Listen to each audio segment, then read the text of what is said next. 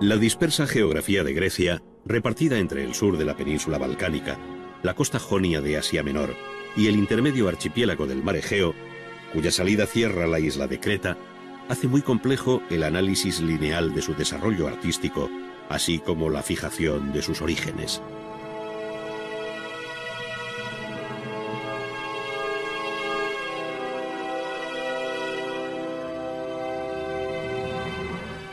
Sin embargo, desde que el arqueólogo alemán Heinrich Schliemann, buscando la tumba de Agamenón, descubrió en 1876 la necrópolis real de Micenas, y más tarde el inglés Arthur Evans excavó en 1900 el palacio de Knossos, en Creta, se viene aceptando que la civilización llamada cretomicénica fue la primera etapa de la historia de la cultura helénica.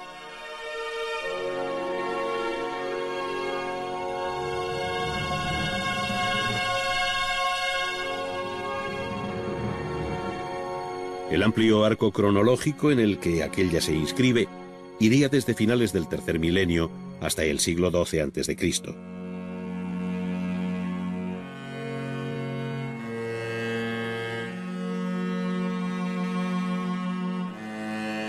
Vendría después la Grecia de Homero, esto es, la que coincide con sus célebres poemas conocidos como la Ilíada y la Odisea, que son los testimonios más vivos de un largo tiempo, tan oscuro como épico, en el que la realidad y el mito se entrecruzan para llenar el vacío vaso de la historia. La cerámica llamada de estilo geométrico por el carácter de su decoración pondría punto final a este periodo en el siglo VIII.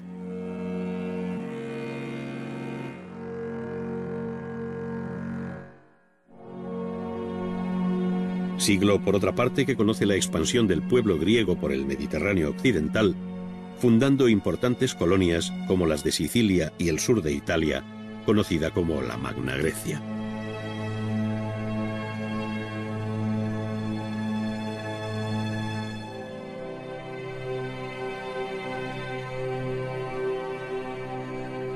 Sería a partir de ese momento cuando se produce el verdadero despertar del arte griego, haciendo evolucionar no solo sus formas cerámicas y decorativas, sino dando entrada a la escultura monumental en piedra con la gran familia de los Kuroi y Corés que datan de los siglos VII y VI. Fue también entonces cuando se define la polis como organización política y urbana y el templo como realidad en la que se resume la esencia de la arquitectura griega, conociendo luego una paulatina depuración formal y estilística bajo el período clásico. La fragmentación interna del imperio helenístico en varias monarquías tras la muerte de Alejandro en el año 323 reforzó el protagonismo de ciudades como Alejandría, Pérgamo o Rodas, que con sus talleres de escultura o nuevas realizaciones monumentales compitieron con la pujanza de Atenas, eclipsando su hegemonía en el campo de las artes, sin olvidar lo que en el mundo de las ciencias representaron nombres como los de Euclides en Alejandría o Arquímedes de Siracusa.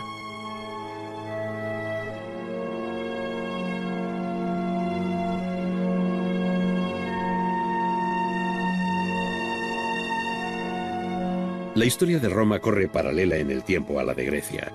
pues la legendaria fecha de la fundación de Roma por Rómulo y Remo se fija a mediados del siglo VIII antes de nuestra era, coincidiendo con la presencia griega en el sur de Italia y la formación del pueblo etrusco.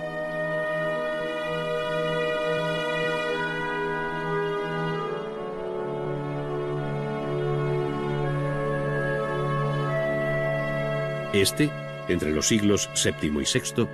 alcanzó su máximo apogeo al ocupar las 2/3 partes de la península italiana, siendo entonces cuando Roma toma su nombre actual y llega a cuajar como ciudad. Pero en los últimos años del siglo VI, el Lacio y su capital, Roma, se rebeló y formó un estado independiente que llamó Res Publica, esto es, el nuevo régimen republicano, que puso fin al mandato de Tarquino el Soberbio como último rey de Roma. Se iniciaba entonces un periodo de expansión, en el que Roma se impuso a los griegos ocupantes de Italia. Se enfrentó con Cartago por el dominio del Mediterráneo occidental e intervino en las guerras macedónicas que le dieron la llave para convertir en provincias romanas los viejos reinos helenísticos.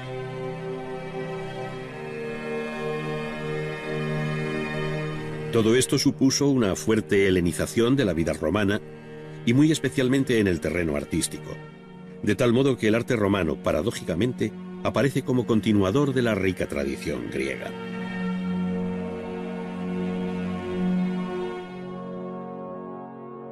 Ello no quiere decir que la arquitectura romana no tenga personalidad, todo lo contrario,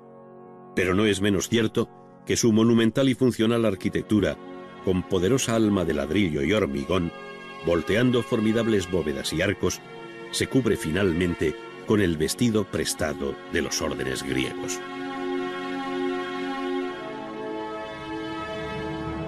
Otro tanto sucede con la escultura y pintura,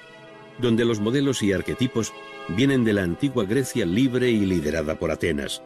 de donde también proceden los numerosos artistas que ahora trabajan para Roma.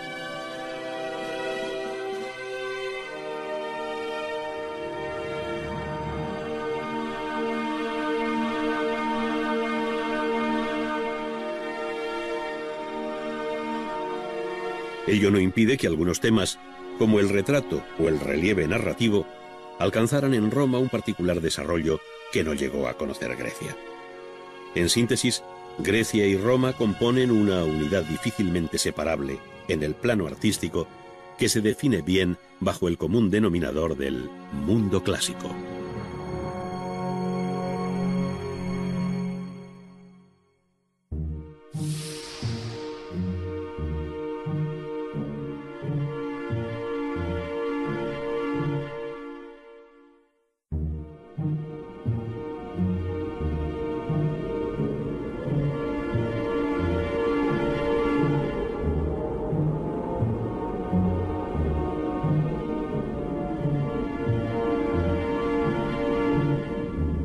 La historia de la arquitectura occidental,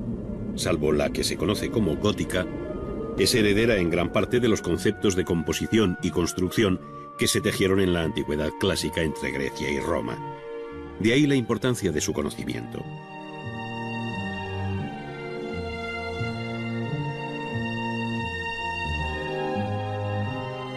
Si a Grecia se debe el rico lenguaje de los órdenes y el cuidadoso estudio de sus proporciones, que tiene en el templo su mejor expresión, Roma aportó una extraordinaria técnica constructiva basada en el uso del arco y la bóveda, al tiempo que utilizaba materiales como el ladrillo y el hormigón, cuya modesta apariencia se revestiría luego con vistosa piel de mármol.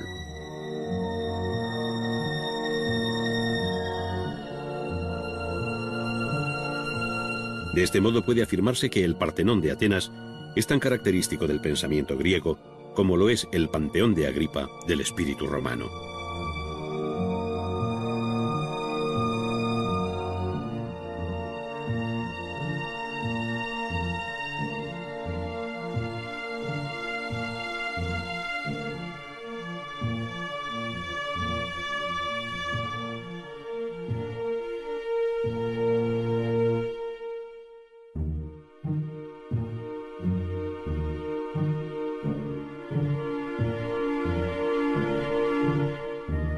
El apasionante capítulo de la arquitectura griega tiene como preámbulo obligado la cultura cretomicénica, cuyo núcleo principal residió primero en la isla de Creta y su célebre palacio de Cnosos, y después en Micenas, con sus ciclópeas murallas en las que se abre la conocida Puerta de los Leones, y con la serie formidable de enterramientos reales como el llamado Tesoro de Atreo o Tumba de Agamenón, cuya cámara funeraria cubierta con cúpula se encuentra al final de un largo corredor de acceso.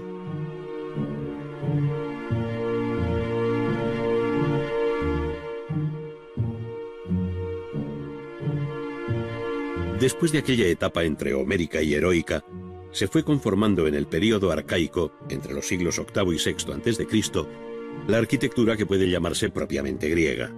Si bien participaron en este proceso pueblos muy distintos, cuya localización geográfica incluiría principalmente la península balcánica, las islas del mar Egeo y la costa jonia de Asia Menor.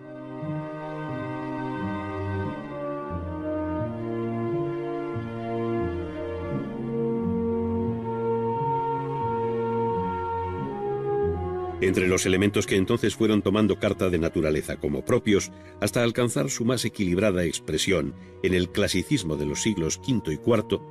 se encuentran el templo y los tres órdenes griegos por excelencia, el orden dórico, el jónico y el más joven corintio.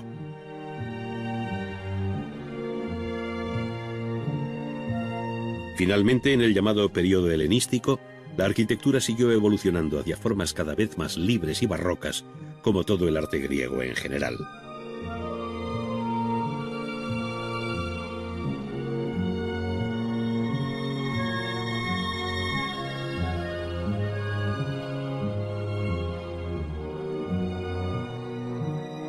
El conjunto monumental más conocido de la arquitectura griega es el de la Acrópolis de Atenas, que pese a su actual estado de ruina expoliada por una ingrata historia posterior, en la que desaparecieron gran parte de sus edificios,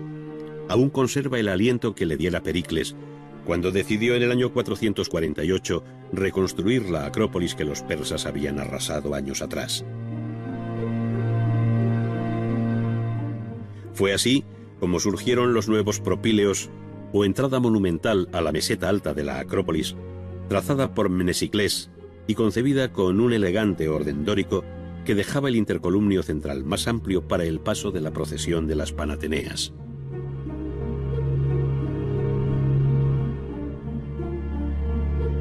Dominando la subida a los propíleos, se hizo poco después el pequeño templo jónico de Atenea Nike, o Atenea Victoriosa, debido al arquitecto Calícrates. Se trata de un templo tetrástilo, con 4 columnas en sus frentes principales, y anfipróstilo, por llevarlas solo en 2 de sus fachadas.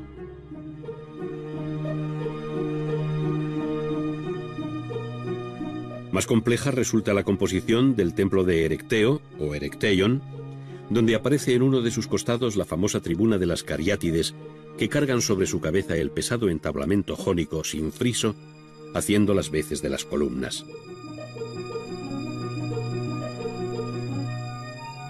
Si bien se trata de un elemento arquitectónico por su función, la poderosa figura femenina de estas mujeres de Caria se debe a la mano de un escultor, siendo para unos Calímaco su autor, mientras que otros ven el estilo de Alcamenes. Pero la obra más importante de toda la Acrópolis fue y es el templo dedicado a la diosa Atenea Parcenos, de donde deriva el nombre de Partenón. Sus arquitectos fueron Ictinos y el mencionado Calícrates, que hicieron aquí, con el concurso del escultor Fidias, una obra absolutamente extraordinaria, superando en tamaño, proporciones y originalidad a cuanto se había hecho hasta entonces en todo el mundo griego. Se trata de un templo períptero, con columnas en sus 4 frentes, octástilo, por tener en sus fachadas principales 8 columnas, y de un refinadísimo orden dórico, el orden griego por excelencia. Sus dimensiones y proporciones están cuidadas, incorporando correcciones ópticas a fin de evitar monotonía y distorsiones visuales. Así, por ejemplo, todas las líneas teóricamente horizontales están curvadas en arco, y los ejes de las columnas no son rigurosamente verticales, sino que están desplomados hacia el interior.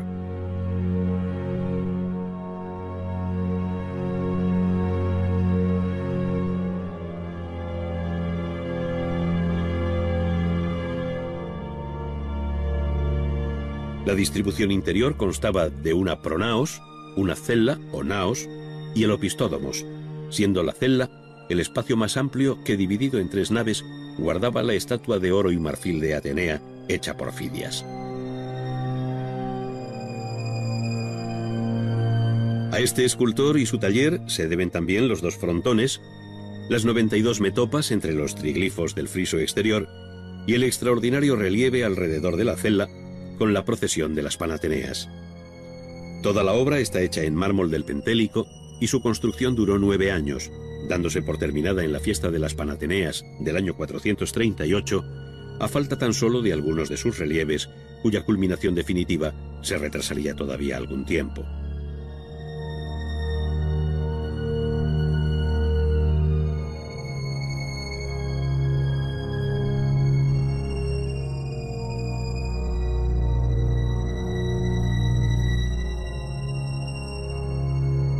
Las colonias griegas de las costas del Mediterráneo occidental contribuyeron a difundir el arte helénico, llegando hasta el Levante español, donde fundaron ciudades como Ampurias, si bien el núcleo colonial más importante se encuentra en el sur de la península italiana y Sicilia, donde se formó la poderosa y rica Magna Grecia. Los templos dóricos de Paestum, Selinunte o Agrigento, en tierras italianas, no tuvieron rival por su tamaño, ni siquiera en la propia Grecia, a excepción del Partenón.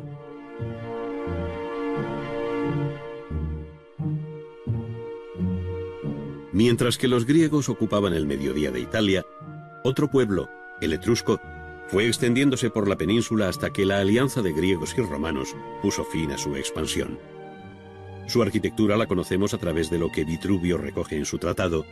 así como por los restos arqueológicos y la serie de tumbas que, como las de Cerveteri, reproducen el interior de la vivienda privada.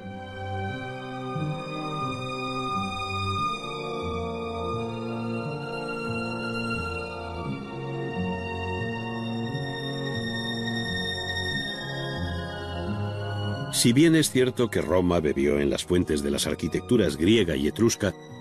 no lo es menos que siempre mostró una fuerte originalidad, desbordando ampliamente el marco de sus antecedentes. En efecto, la arquitectura romana, desde la República hasta el final del Imperio, tuvo siempre un marcado sentido funcional y práctico frente al carácter religioso que domina la arquitectura griega y etrusca. Así, además del templo, donde se hace más patente su deuda respecto a los modelos griegos y etruscos, los arquitectos romanos, siguiendo la divisa recogida por Vitruvio en sus 10 libros de arquitectura, dedicados al emperador Augusto, buscaron por encima de todo la venustas, firmitas y utilitas, es decir, la belleza, la solidez y la utilidad social de sus edificios. Por eso dedicaron tanta atención a la casa, a los edificios civiles, como las basílicas, termas, teatros y anfiteatros, a las obras públicas como calzadas, puentes, pantanos y acueductos, además de una amplia arquitectura conmemorativa que tiene en los arcos de triunfo la imagen más conocida.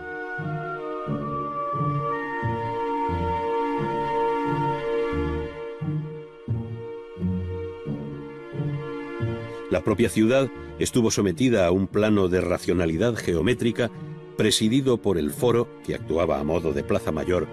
reuniendo en su entorno al templo, la basílica y el mercado, y dejando amplias y regulares manzanas para las casas que se desarrollaron en torno al atrio y un peristilo a la griega con sus jardines.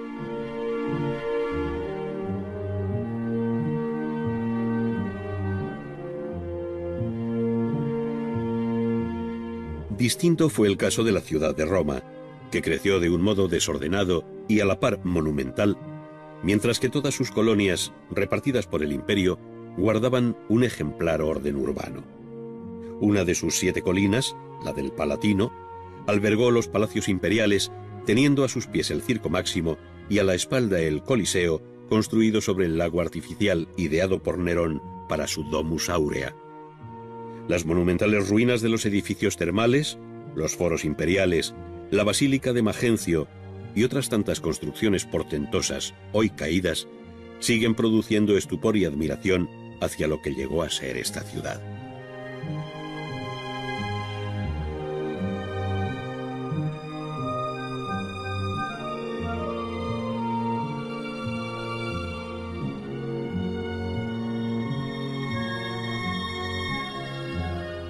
De toda la arquitectura monumental de Roma, perteneciente a la época del Imperio,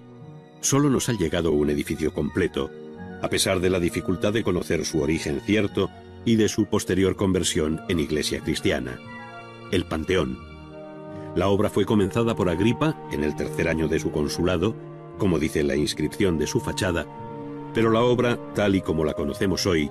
especialmente el gran cuerpo cilíndrico, bajo una bóveda hemiesférica, data de la época de Adriano. El emperador filósofo debió de utilizar para esta obra los servicios de su arquitecto Apolodoro de Damasco y se levantaría entre los años 115 y 127.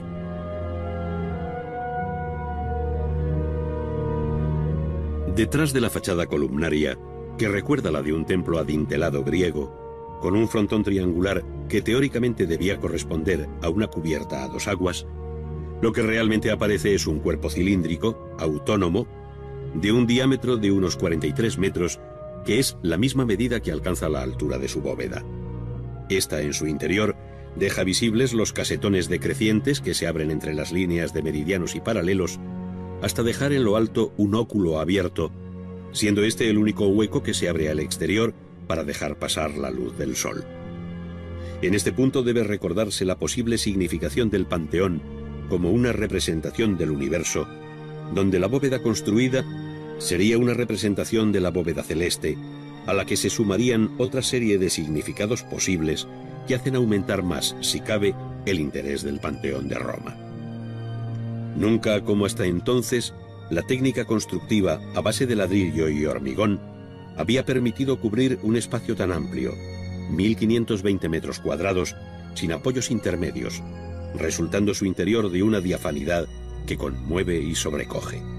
Hay en él algo de inmortal por encima de la contingencia humana, y por eso recibió los restos de hombres que, como los de Rafael, no tenían cabida en otro lugar, sumando a la inmortalidad del edificio la fama imperecedera del artista.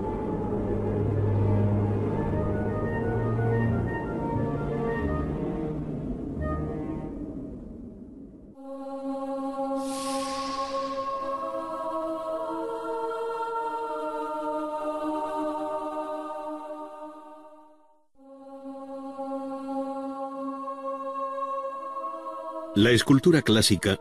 en sus dos episodios, griego y romano, anticipó el futuro de la escultura occidental al fijar sus conceptos básicos. Si bien es cierto que Grecia fue la gran creadora, se debe a Roma el interés, asimilación y copia de las grandes obras griegas, pasando al mármol originales en bronce que hoy, salvo excepciones, como el auriga de Delfos, se han perdido. Por ello resulta indisociable el estudio de la escultura griega y romana, ya que el conocimiento de la primera tiene lugar a través de versiones romanas cuyo grado de fidelidad respecto a los modelos desconocemos.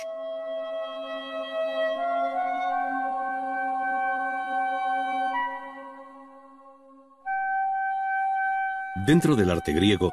la escultura es, de las tres artes mayores, la que mejor permite seguir su proceso evolutivo, pues partiendo de un largo período conocido como arcaico,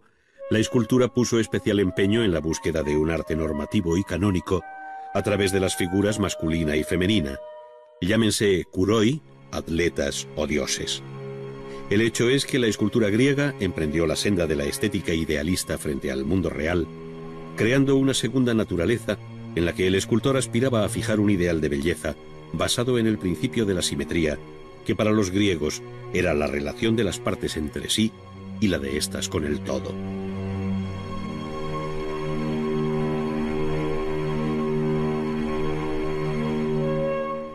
En la primera Eneada, del neoplatónico Plotino, se resume bien lo que entendía la cultura clásica como bello. Es voz común que la belleza visible es fruto de la mutua simetría de las partes entre sí y en relación al todo, unida a la vistosidad de los colores,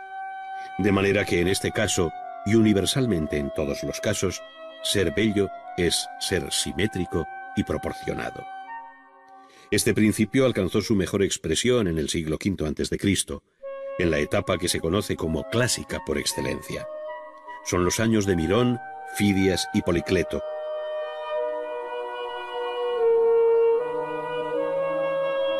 En la centuria siguiente se produjo una relajación del canon clásico, experimentando nuevas relaciones de proporciones e ideas que pueden entenderse como un manierismo, que por último desembocaría en la etapa final del arte griego conocida como helenística, y que no es sino el final brillante y barroco del arte griego. Es decir, arcaísmo, clasicismo, manierismo y barroco, como profético anticipo del discurrir formal del futuro arte europeo, y como señal evidente de la originalidad e independencia del arte griego con respecto a todos los procesos artísticos conocidos hasta entonces. Dos de las más conocidas esculturas arcaicas se encuentran actualmente en el Museo del Louvre: la Dama de Auxerre, del siglo VII, y probablemente procedente de un taller cretense, y la llamada Era de Samos, del siglo VI y de escuela jónica. Ambas muestran una rigidez y falta de movimiento absolutas, llevando los brazos pegados al cuerpo y recordando las esculturas más antiguas que se hacían en madera y se veneraban en los templos, los xoana. Entre las figuras más repetidas de este periodo se encuentran los kuroi, o muchachos desnudos, que inicialmente se difundieron por las islas del mar Egeo, igualmente hieráticos, frontales y con rasgos que hablan de la influencia egipcia en este despertar de la escultura griega, como lo evidencian Cleobis y Bitón, dos piezas excelentes del Museo de Delfos.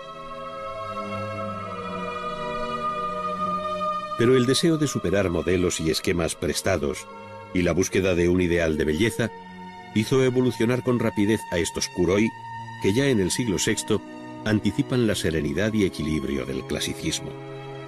Los kuroi tuvieron su réplica femenina en las llamadas korai, que son unas figuras votivas que repiten el mismo planteamiento formal, llevando el vestido jónico, es decir, el chitón y el himatión cruzados sobre el pecho y con una ofrenda en la mano que normalmente les falta por despegarse del resto del cuerpo.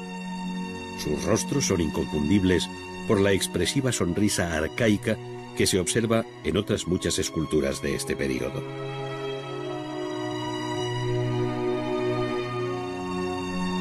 El paso del arcaísmo al clasicismo fue relativamente breve, y ya en la primera mitad del siglo V se observan novedades como el mejor estudio de la anatomía y la tendencia a proporciones más elegantes, si bien aún subsiste cierto embaramiento que resta naturalidad a las esculturas, como le sucede al efebo de Critios.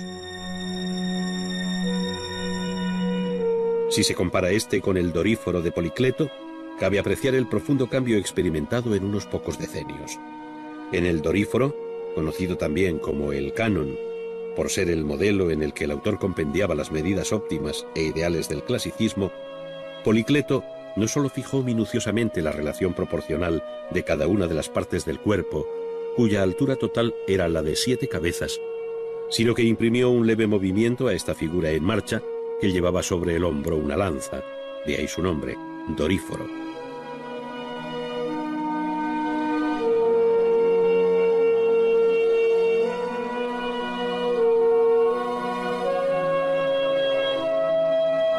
Otro tanto hizo en su diadúmeno, captado en el momento de ceñirse la cinta de vencedor sobre la frente, donde se hace igualmente patente la fuerte articulación de su anatomía.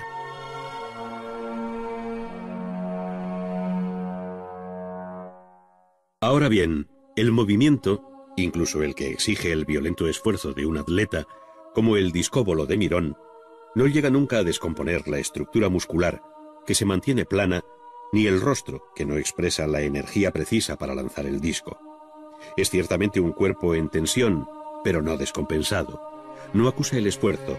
resulta ingrávido, potente sí, pero en un equilibrio absolutamente controlado por el escultor que busca plasmar su ideal de belleza en un paradójico movimiento en reposo.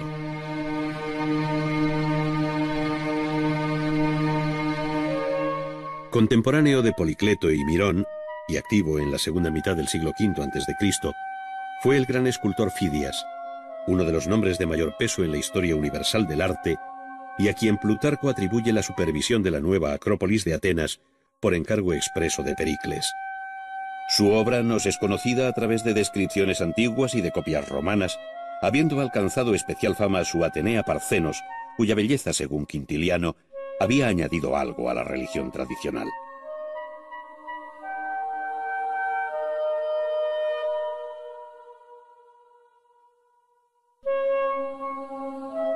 Pero el conjunto que mejor permite hoy captar el arte insondable de Fidias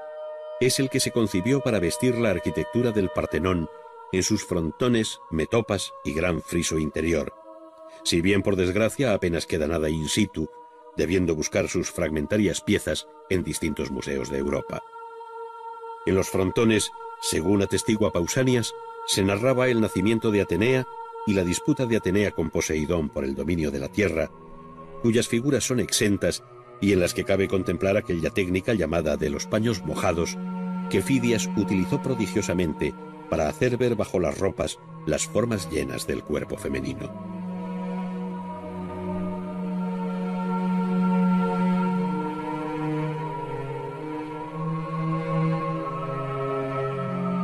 Por otra parte, los altorrelieves de las 92 metopas del friso dórico representaban en cuidadísimas composiciones cerradas distintos pasajes de la gigantomaquia, amazonomaquia, guerra de Troya y de la lucha entre centauros y lapitas, cuyo argumento común enlazaba con la reciente lucha mantenida por el pueblo ateniense contra los persas.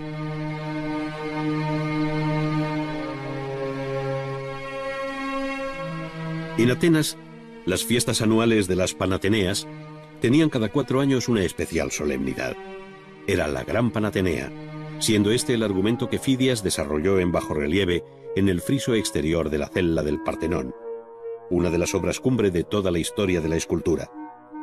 Con un sentido narrativo y continuo, Fidias y su taller hicieron un alarde de las posibilidades compositivas y técnicas del relieve, haciendo desfilar una procesión religioso-cívica compuesta por grupos de hombres, mujeres, muchachos y jinetes, que con un paso medido en términos musicales,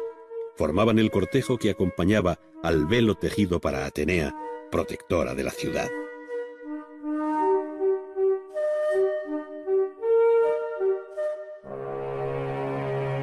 El deseo de superación y búsqueda del arte griego se pone de manifiesto en los continuos cambios que se observan con el paso de los años, de tal modo que el propio arte de Fidias se vio pronto rebasado por las propuestas de escultores más jóvenes como Praxiteles, Scopas y Lisipo.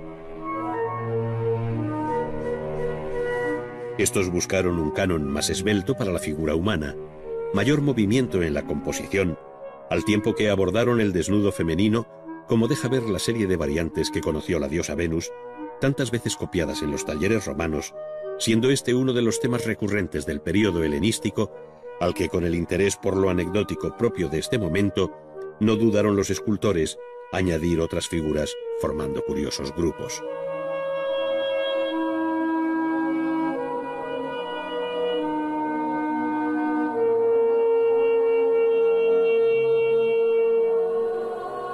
La Venus más famosa de este último período helenístico, y de autor desconocido, es la Venus de Milo, en el Museo del Louvre, paradigma de belleza de todos los tiempos, a pesar de la mutilación de sus brazos. Pero la escultura helenística, cuya duración en el tiempo se fija entre la muerte de Alejandro Magno y la conversión de Grecia en provincia de la República Romana en tiempos del Principado de Augusto, tuvo otras muchas facetas ligadas a distintas escuelas, destacando la de Rodas con la victoria de Samotracia, donde es evidente la herencia de Fidias y la mencionada técnica de paños mojados que dejan ver el atractivo cuerpo de la Victoria alada, si bien con una energía y dramatismo que no interesaron al gran escultor ateniense.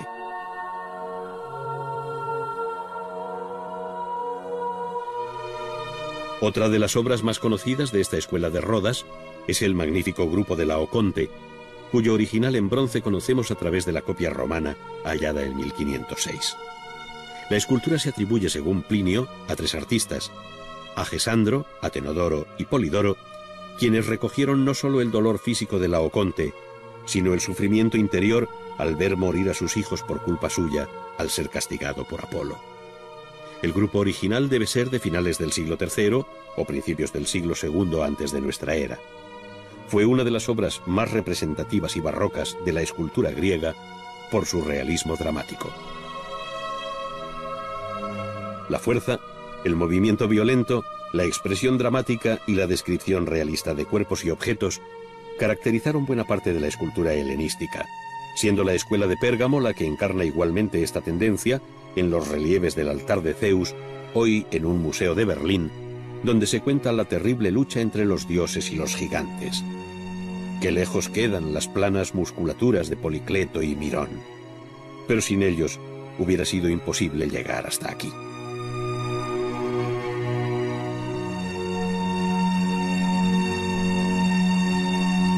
En un paulatino acercamiento a la realidad, apareció también el retrato que en Atenas tuvo como representante a Polieuctos, autor del retrato de Demóstenes, cuya cabeza pone de manifiesto que el escultor, además del parecido físico, buscó sobre todo el retrato moral de aquel gran orador y político ateniense.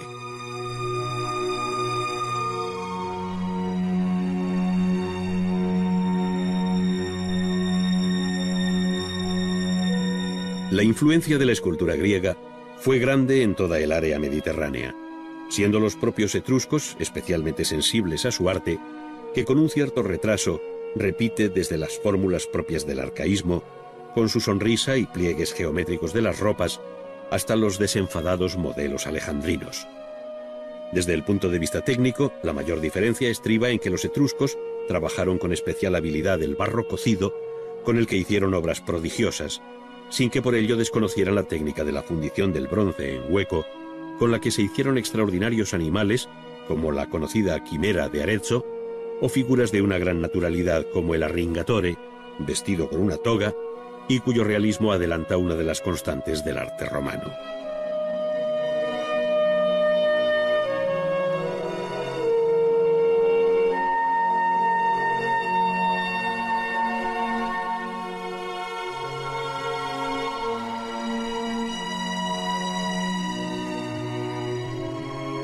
El capítulo de la escultura romana es en general absolutamente deudor de Grecia, al tiempo que ésta le debe el haber perpetuado sus obras en mármol, utilizando muchas veces a artistas griegos. Sin embargo, cabe subrayar el mayor interés que Roma tuvo sobre Grecia por el retrato, tanto en el ámbito privado como público. Los retratos de la época republicana ofrecen un verismo sorprendente que enlaza con el realismo de las imagenes maiorum, esto es, las imágenes de los antepasados, a las que se les rendía culto familiar en el tablinum de la casa, cuyos rostros, mostrando el rigor mortis, recuerdan a las mascarillas funerarias en cera que encargaban los familiares del difunto. Bajo el Imperio, se inició un giro hacia el retrato idealizado, de suave modelado, del que son buenos ejemplos los retratos del emperador Augusto, al que se rindió culto público como Pontifex Maximus, al igual que a todos sus sucesores, de tal manera que el retrato imperial se convirtió en la espina dorsal de la escultura romana. A través de sus rostros y de los de sus mujeres se ve cambiar la moda en el peinado de estas o en las barbas de aquellos, conociendo momentos de aproximación o lejanía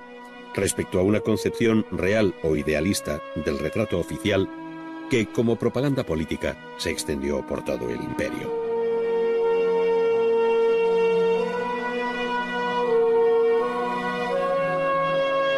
En relación con el relieve, la escultura romana alcanzó su más alta cota con los relieves que visten exteriormente el Ara Pacis,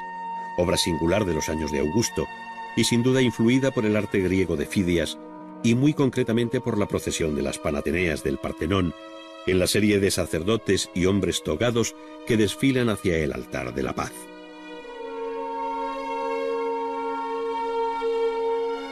Por otra parte, la columna trajana ofrece una solución original al desarrollar en espiral, con un sentido narrativo e histórico, las campañas militares de Trajano en las fronteras del imperio, dejándonos muchos datos del mayor interés por la minuciosidad descriptiva de todas sus escenas.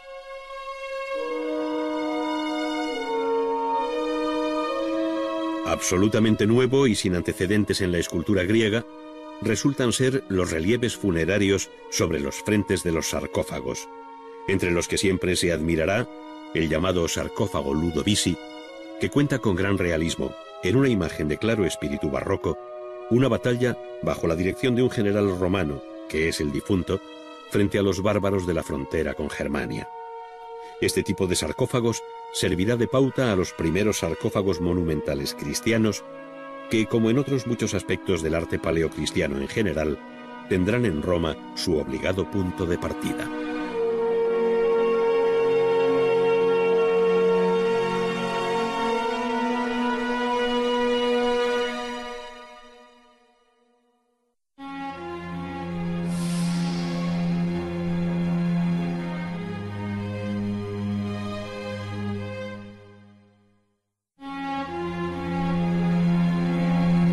La pintura griega tiene también lejanos antecedentes en la cultura cretense,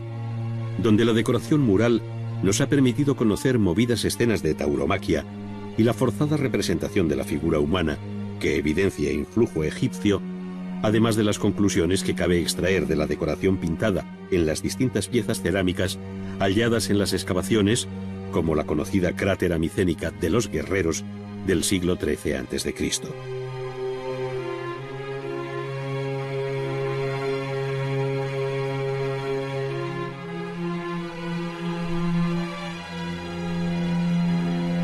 Es precisamente el mundo de los llamados vasos griegos el que permitirá conocer lo que fue la antigua pintura griega, pues perdidas las obras maestras de los grandes pintores como Polignoto o Zeuxis, tan celebrados en su día por los autores clásicos, hemos de contentarnos con descubrir su reflejo en la cerámica pintada, donde alfareros y pintores crearon un capítulo propio de extraordinaria belleza dentro del arte griego, tanto por la forma de las piezas como por las escenas pintadas.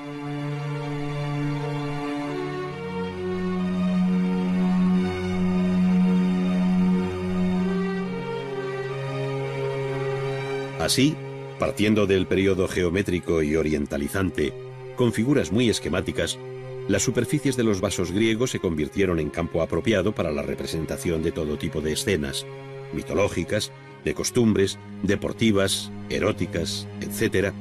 que estilísticamente siguieron el curso general del arte griego a través del arcaísmo, clasicismo y período helenístico.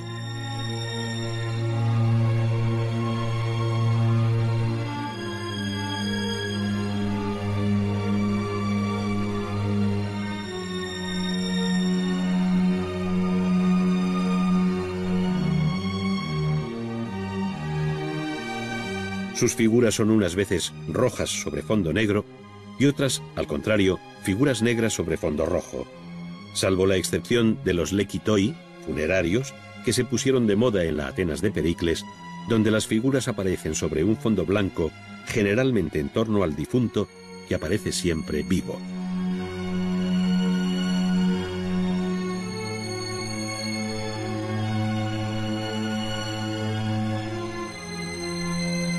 En todos los casos, predomina siempre el dibujo sobre el modelado, las formas planas y recortadas, sin matices de luz ni color, y una gran sobriedad cromática que son los elementos comunes a la pintura mayor, al menos hasta el siglo V a.C., observándose después el creciente influjo de los modelos escultóricos en el mayor movimiento de las figuras y en la naturalidad de sus actitudes.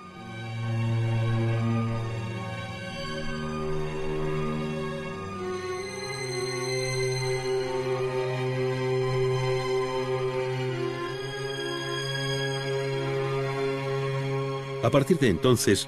la cerámica siguió decorándose sobre estos viejos esquemas, al margen de la gran revolución que introdujo uno de los pintores más famosos de todos los tiempos, Apeles, un verdadero mito dentro de la historia de la pintura, retratista de Alejandro Magno, pero de quien, sin embargo, no nos ha llegado obra alguna. Sabemos que utilizó la cera y que empleó 4 colores que matizaba con el claroscuro.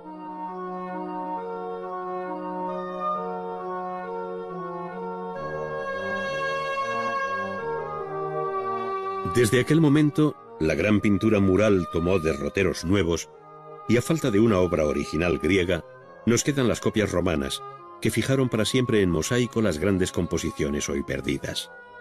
Ninguna obra tan espectacular como la batalla de Iso, en definitiva un cuadro de historia que narra el enfrentamiento entre Alejandro y Darío III. La copia en mosaico fue encargada en el siglo II a.C. por el propietario de la Casa del Fauno en Pompeya, a quien le interesó tener una réplica de un famoso original griego del siglo IV, muy probablemente contemporáneo de Apeles, atribuyéndose su autoría a Filoxenos de Eretria. La imagen es muy elocuente acerca de la composición, escorzos, movimiento y dramatismo que, preludiando el arte helenístico, deja muy atrás al clasicismo de los años de Pericles.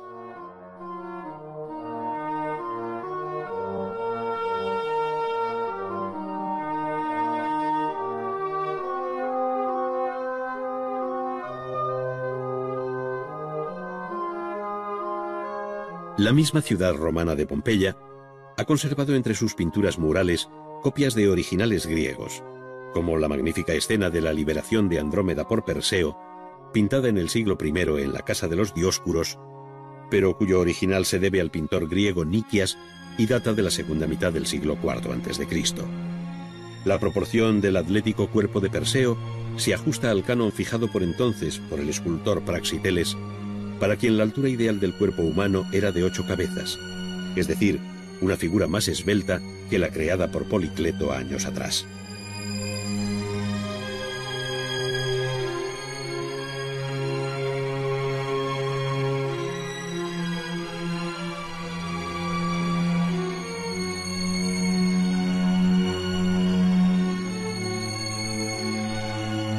Sin embargo, antes de comentar estas copias y otras obras romanas originales, es necesario recordar la existencia del nada desdeñable capítulo de la pintura etrusca, aunque ceñida siempre a su carácter funerario.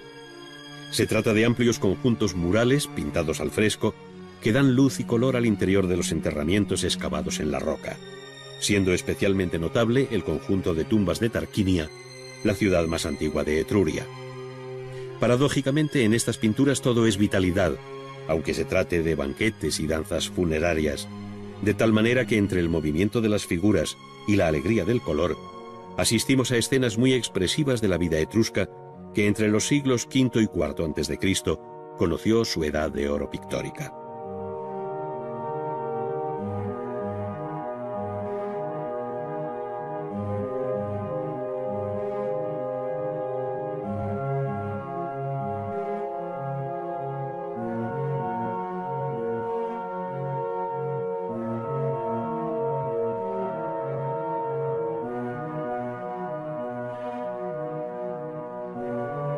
La ciudad de Pompeya, que quedó bajo las cenizas del Vesubio en el año 79, ha conservado milagrosamente gran parte de las pinturas murales del interior de sus ricas mansiones, pudiendo estudiarse allí los diferentes estilos que Vitruvio recoge en su Tratado de Arquitectura, ya que su representación tiene un fuerte componente arquitectónico, perspectivo y teatral que no parece tener antecedentes en el mundo griego.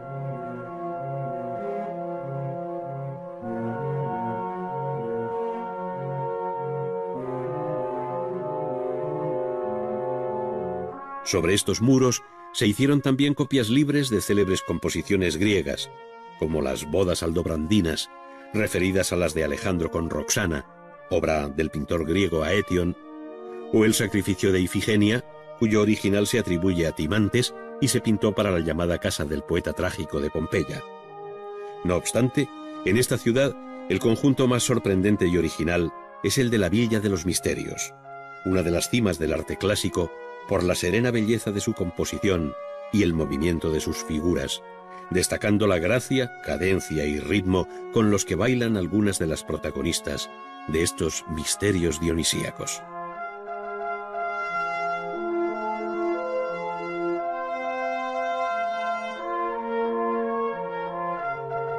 Además de lo señalado, la pintura romana abordó todos los géneros pictóricos posibles, desde el paisaje hasta el bodegón, pero tuvo especial relevancia, al igual que había ocurrido en el campo de la escultura, el retrato. En este campo también fue Pompeya la que nos legó los mejores ejemplos conocidos, como el de la pareja formada por el panadero Paquio Próculo y su esposa, en una estudiada pose que coincide con la de otros retratos contemporáneos. Su realismo y silenciosa mirada, acusadamente abierta y frontal, vinculan estos retratos con los de carácter funerario que tanta fama dieron a los talleres de El Fayum, en Egipto.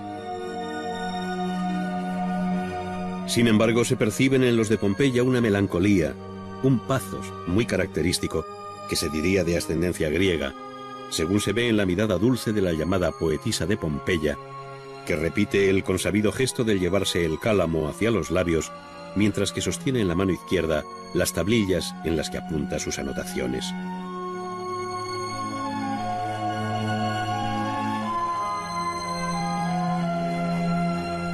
El retrato no solo se pintó al fresco sobre el muro y a la cera o en cáustica sobre tabla, sino que encontró en el mosaico una técnica aún más sólida para perpetuar la mirada eterna de estos rostros.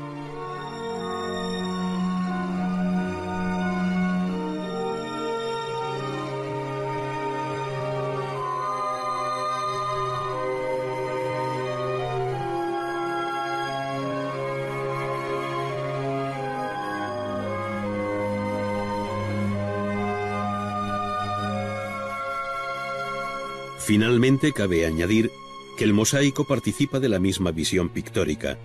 especialmente el llamado opus vermiculatum,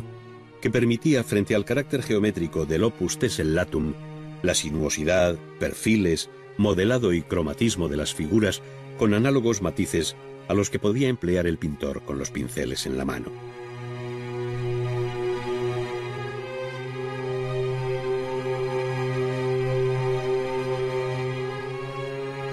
Así, no solo se copiaron en mosaico obras pictóricas conocidas, sino que se creó un mundo formal en el que se representó la vida diaria, se escenificaron los grandes mitos, se captó el mundo del teatro, la afición a la caza, etc., no dejando asunto grande o pequeño sin tratar,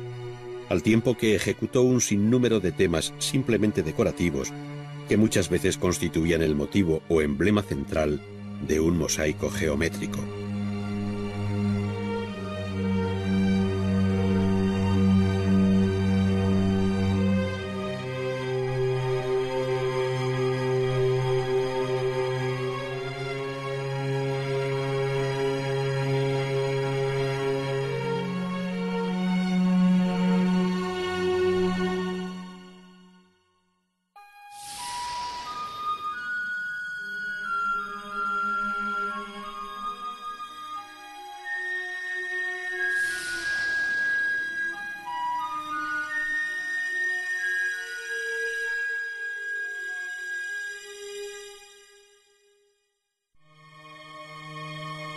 En el campo de la escultura, la llamada talla directa tiene frente al modelado una especial consideración reconocida por los propios maestros del gremio. Ello se debe al modo de trabajar directamente sobre la piedra, venciendo las dificultades de su estructura física con unos sencillos útiles que no han variado a lo largo de la historia. Es decir, con la amplia familia de cinceles, punteros y gradinas que en manos fuertes y seguras son golpeados con una maza cuyo manejo requiere tanta fuerza como contención, tanta delicadeza como habilidad para coronar con éxito su obra. En esta serie de grabados del siglo XVIII, pertenecientes a la Enciclopedia de Diderot y d'Alembert, se recogen los diferentes modos de abordar una escultura, fijando la imagen de lo que ésta tiene de oficio.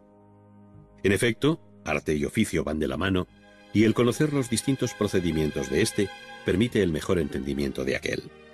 Arte y oficio. En definitiva, se visualizan aquí los distintos pasos vividos históricamente en los talleres de escultura,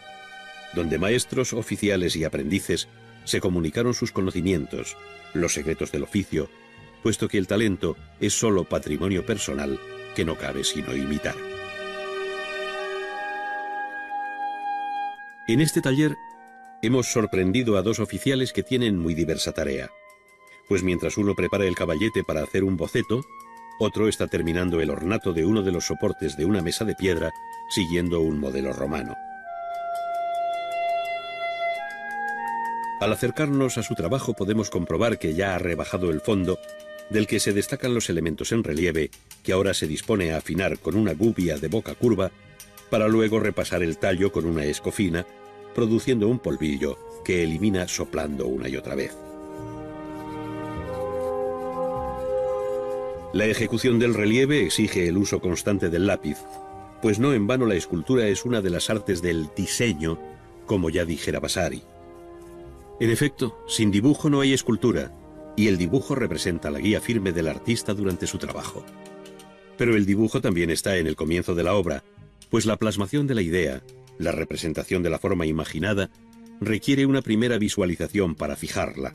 para hacerla bajar del mundo de la imaginación al mundo de las formas y someterla aquí a los cambios y retoques que considera convenientes el artista. Esto es lo que hace el experimentado oficial, que es sobrino del maestro del taller y cuyo grado pronto alcanzará, dada su pericia y talento. Está haciendo unos croquis previos, tanteando la composición y detalles de los jinetes y caballos que se propone plasmar en relieve y apurando el dibujo hasta extremos de gran belleza que el espectador nunca conocerá. Es decir, detrás del gran escultor se esconde siempre un excelente dibujante. El paso siguiente consiste en llevar a la piedra el dibujo de los jinetes, para darle el tamaño definitivo que va a tener el relieve. Estamos en una fase en la que el escultor solo vive por y para aquel fragmento inerte del que se hace amigo y cómplice, señalando las líneas generales de la composición, insistiendo en los bordes y midiendo con anticipación los distintos planos de que constará el relieve una vez acabado. Repentinamente el silencio del taller se rompe con el golpeteo de las herramientas, pues con la decisión propia de quien domina el oficio, comienza a rebajar con un cincel el perfil de las figuras, a fin de reservarlas y eliminar los campos de su entorno para que aquellas queden en relieve. Es entonces cuando coge el escafilador y gana una determinada profundidad bajo el plano de mayor saliente. Vuelve a repetir el proceso por otras zonas para llevar la obra con orden y cuando no cabe la gran boca del escafilador, elige un puntero fino para abrirse camino entre las cabezas de los jinetes. Pero como estos no se encuentran en el mismo plano, el escultor comienza a rebajar la figura que queda en segundo término, pudiendo percibirse bien al final de esta fase los tres planos distintos de que consta el relieve. Esto es, el fondo general, el jinete del segundo plano y el que lo oculta parcialmente desde una primera posición.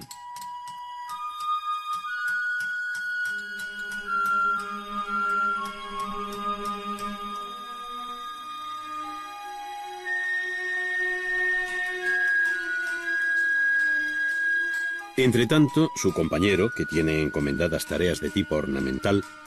está trabajando un capitel o ménsula con hojas que recuerda a los prototipos góticos. Cambiando la gubia por la media caña y esta por el cincel o la gradina según requiera la fase de trabajo en que se encuentre, no deja de utilizar el lápiz, como ya hiciera anteriormente, para marcar en la piedra los perfiles y aristas de las hojas, a fin de no perder la referencia básica del modelo que también ha dibujado con anterioridad.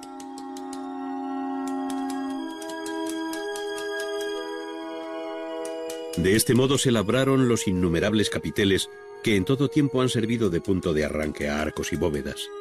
pues se trata en este caso de un capitel ménsula en ángulo que irá embebido en el muro de un claustro, por lo que sus lados están cortados a escuadra para poderlo aparejar con los sillares inmediatos, mientras que las caras posteriores tan solo están desbastadas. La vinculación del relieve, y muy especialmente del relieve monumental con la arquitectura, ha sido siempre muy estrecha, siendo incluso sus útiles prácticamente los mismos que secularmente han utilizado los canteros.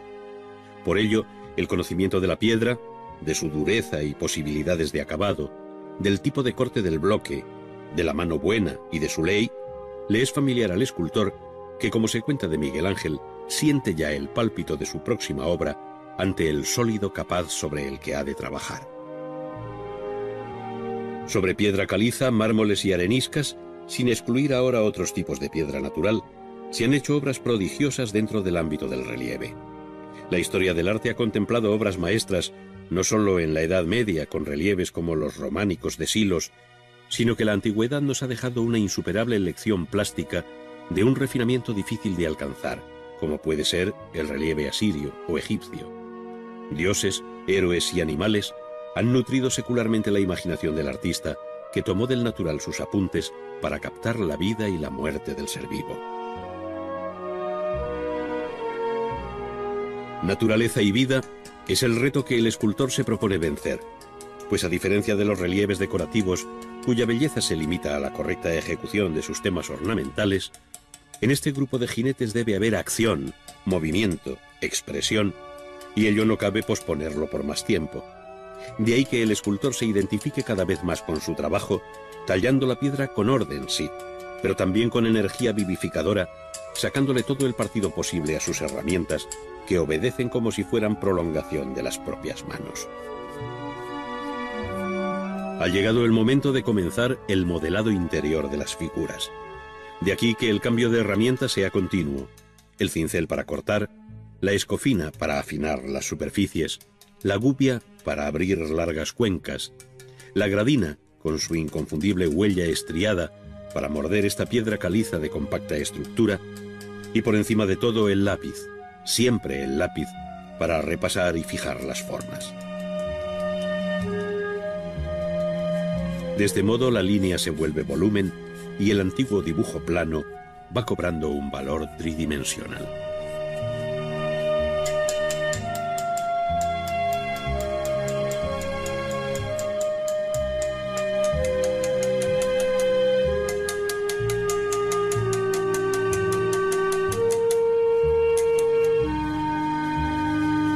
Es probable que el profano no vea más que las manos ágiles del escultor moviendo sus herramientas,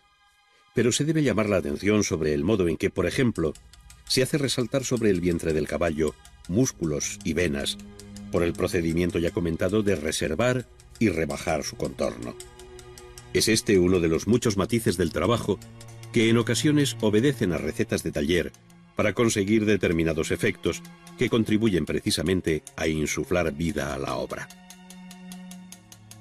Aunque se ha visto apurar algunos detalles, lo aconsejable es llevar el tajo por igual para dominar los distintos planos. Por esta razón, el escultor coge de nuevo la poderosa gradina para morder toda una zona de la que surgirá la cabeza y brazo del primer jinete,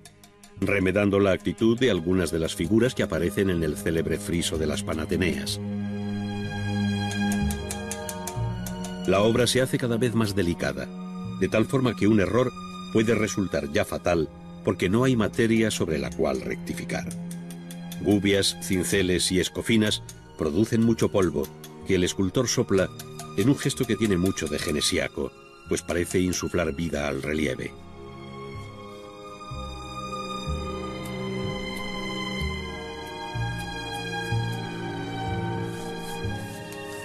La posición de la herramienta, perpendicular al plano del fondo o en paralelo, permite efectos distintos, siendo uno de los más importantes el rebaje posterior de las formas en su encuentro con otro plano, de tal manera que proyecten sombras sobre el fondo. No se puede olvidar que la obra terminada y que no posee luz propia debe contar con la que recibe de un modo natural. Por eso decía con razón el gran escultor Rodin: «Dadme una bella forma y os daré una bella sombra». Es aquí donde empiezan los efectos pictóricos del relieve, con sus matices de luz y sombra, con su escala de grises, que hacen de esta manifestación artística una de las más complejas y refinadas de toda la historia del arte.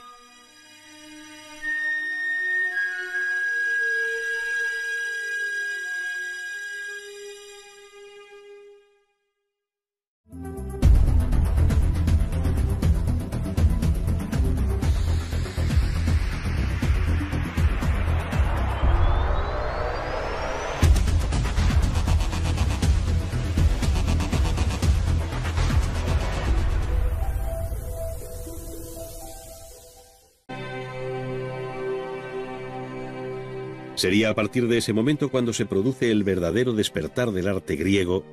haciendo evolucionar no solo sus formas cerámicas y decorativas, sino dando entrada a la escultura monumental en piedra con la gran familia de los curoi y corés que datan de los siglos VII y VI. Fue también entonces cuando se define la polis como organización política y urbana, y el templo como realidad en la que se resume la esencia de la arquitectura griega, conociendo luego una paulatina depuración formal y estilística bajo el período clásico. La fragmentación interna del imperio helenístico en varias monarquías tras la muerte de Alejandro en el año 323 reforzó el protagonismo de ciudades como Alejandría, Pérgamo o Rodas, que con sus talleres de escultura o nuevas realizaciones monumentales compitieron con la pujanza de Atenas, eclipsando su hegemonía en el campo de las artes, sin olvidar lo que en el mundo de las ciencias representaron nombres como los de Euclides en Alejandría o Arquímedes de Siracusa.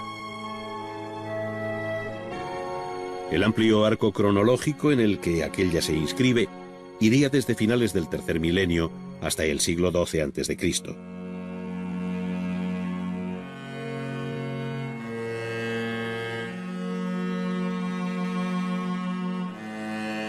Vendría después la Grecia de Homero,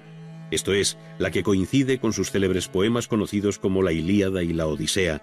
que son los testimonios más vivos de un largo tiempo, tan oscuro como épico, en el que la realidad y el mito se entrecruzan para llenar el vacío vaso de la historia. La cerámica llamada de estilo geométrico por el carácter de su decoración pondría punto final a este periodo en el siglo VIII.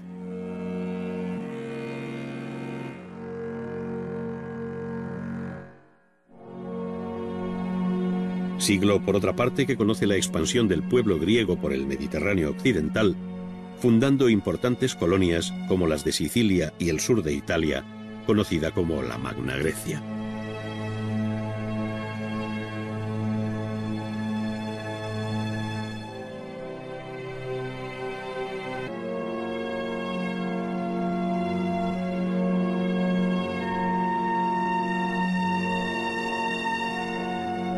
La historia de Roma corre paralela en el tiempo a la de Grecia,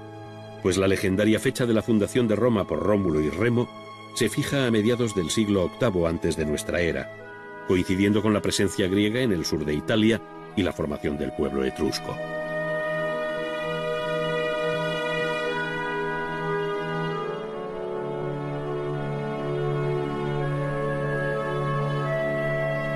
Este, entre los siglos VII y VI, alcanzó su máximo apogeo al ocupar las 2/3 partes de la península italiana, siendo entonces cuando Roma toma su nombre actual y llega a cuajar como ciudad. Pero en los últimos años del siglo VI, el Lacio y su capital, Roma, se rebeló y formó un estado independiente que llamó Res Publica, esto es, el nuevo régimen republicano, que puso fin al mandato de Tarquino el Soberbio como último rey de Roma. Se iniciaba entonces un periodo de expansión en el que Roma se impuso a los griegos ocupantes de Italia, se enfrentó con Cartago por el dominio del Mediterráneo occidental e intervino en las guerras macedónicas que le dieron la llave para convertir en provincias romanas los viejos reinos helenísticos.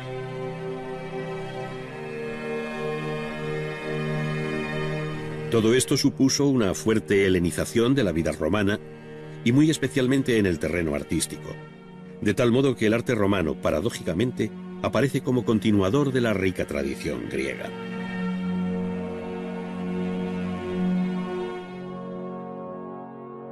Ello no quiere decir que la arquitectura romana no tenga personalidad, todo lo contrario, pero no es menos cierto que su monumental y funcional arquitectura, con poderosa alma de ladrillo y hormigón, volteando formidables bóvedas y arcos, se cubre finalmente con el vestido prestado de los órdenes griegos. Otro tanto sucede con la escultura y pintura,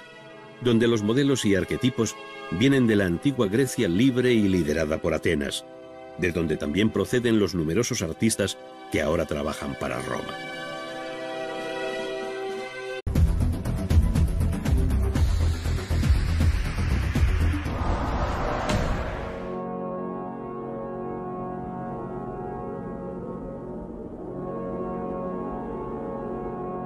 La dispersa geografía de Grecia, repartida entre el sur de la península balcánica, la costa jonia de Asia Menor y el intermedio archipiélago del mar Egeo,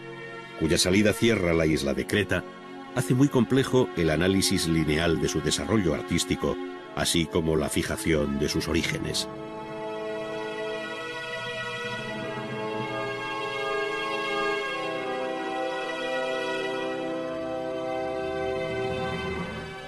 Sin embargo, desde que el arqueólogo alemán Heinrich Schliemann, buscando la tumba de Agamenón, descubrió en 1876 la necrópolis real de Micenas, y más tarde el inglés Arthur Evans excavó en 1900 el palacio de Knossos, en Creta, se viene aceptando que la civilización llamada cretomicénica fue la primera etapa de la historia de la cultura helénica.